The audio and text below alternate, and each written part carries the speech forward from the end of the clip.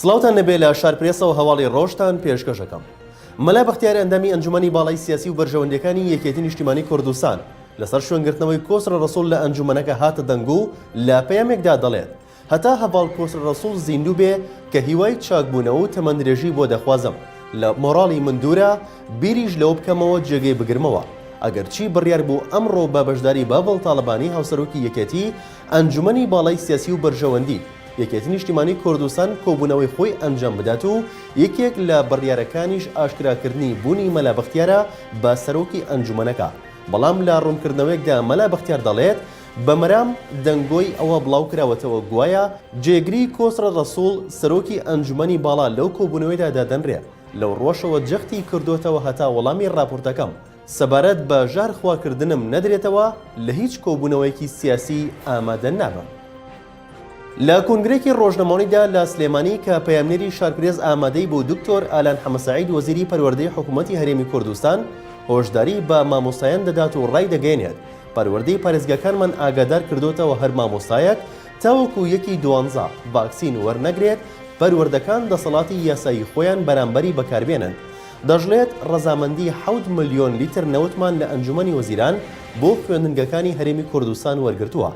ئاشکراشی کرد نوێترین بڕیاری پەروەردە ئەوەیە پرۆسەی پەروەردە و فێرکردن لە ناوەندەکانی خوێندن بەردەوام دەبێت بە خۆپارێزیەوە.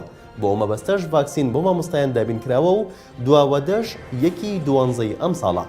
هۆشداریشی دا و ڕایگەیاند لە دوای ئەو وادەیەوە هەر مامۆستایەک ڤاکسینی وەرنەگرت بێت پەروەردەی پارێزگاکانمان ئاگادار کردوتەوە دەسەڵاتی یاسایی خۆیان بەرامبەریان بەکاربێنن. فەرماندەیەکی باڵای هێزەکانی پێشمەرگا ئاشکرا دەکات ئامۆزایەکی ئەبوو بەکر بەغدادی ژمارەیەکی زۆر چاکداری هێناوەتە کەرکووک و سەلاحەدین و دیالە. دەژڵێت هێزەکانی داعشی لەو ناوچانە ڕێخستۆتەوە و ژمارەی زۆریشان شارەزای بواری تەقینەوە و قەناز بەدەستن. ئەمید محەممەد چەوری فەرماندەی باڵای هێزەکانی پێشمەرگا وتیشی حکوومەتی عێراق لە هەر ناوچێک ئۆپەراسیۆن بکات داعش پێشوەخت هێزەکانی لەو ناوچانە دەکشێنێتەوە و دەیانبات بۆ ناوچەی ئارامتر.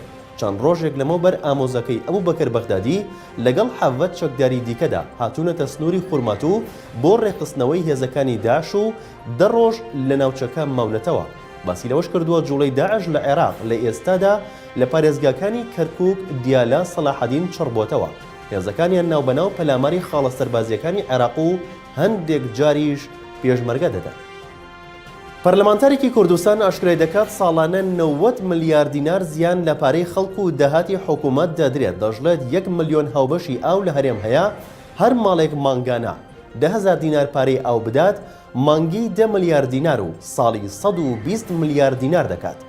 دابان محەممەد ئەندامی پەرلەمانی کوردستان ئاشکراشی کردووە بە دانپێدانانی حکوومەت ئێستا ساڵی 35 ملیار دینار پارەی ئاویان پێکۆ دەکرێتەوە واتە ساڵانە 90 ملیار دینار زیان لە پارەی خەڵک و داهاتی حکوومەت دەدرێت. ئەو پەرلەمانتارە لە فەیسبووکی خۆی نووسیویشێتی زیاتر لە 90 ملیار دینار ساڵانە زیان لە پارەی خەڵک و داهاتی حکوومەت لەو کاتەوە دەست پێ دەکات کە پرۆسەی شکست خواردووی سیستەمی پێوەرهێنرا و پارەی ئاوی پێکۆکرایەوە لە پێناو بەرژەوەندی چەند کەسێکدا. لە چوارچەوەی هەمانگی شیعەکانی نزیک لە ئێران لە ڕێگەی نووسراوێکەوە کە هەفتەی داهاتوو ئاڕاستی کۆمسیۆنی باڵای هەڵبژاردنەکانی عێراقی دەکەن داوای هەڵوەشانەوەی ئەنجامەکان و دووبارە ئەنجامدانەوەی هەڵبژاردن دەکەن.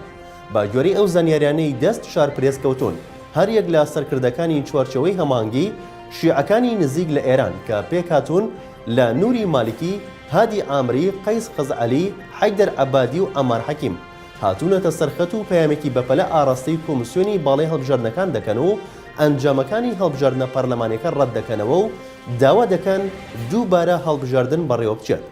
ئەو لایەنانەی کە خۆیان بە چوارچەوەی هەماهەنگی ناو دەبن بریتین لە لایەنە میلیشیاکانی سەر بە ئێران کە زۆربیان لە چوارچەوەی هاوپەیمانی فەتەحدا لە هەڵبژاردن بەشداربوون و پێشتر جەختیان کردەوە لەسەر ئەوەی هیچ دانوستانێک نەکەن تا ئەو کاتەی سکاڵاکانیان لە کۆمسیۆنی باڵای هەڵبژاردن یەکلایی دەبێتەوە. لە شارپرێسەوە هەواڵی ڕۆژتان پێشکەشکرا شاد و بەختەوەر.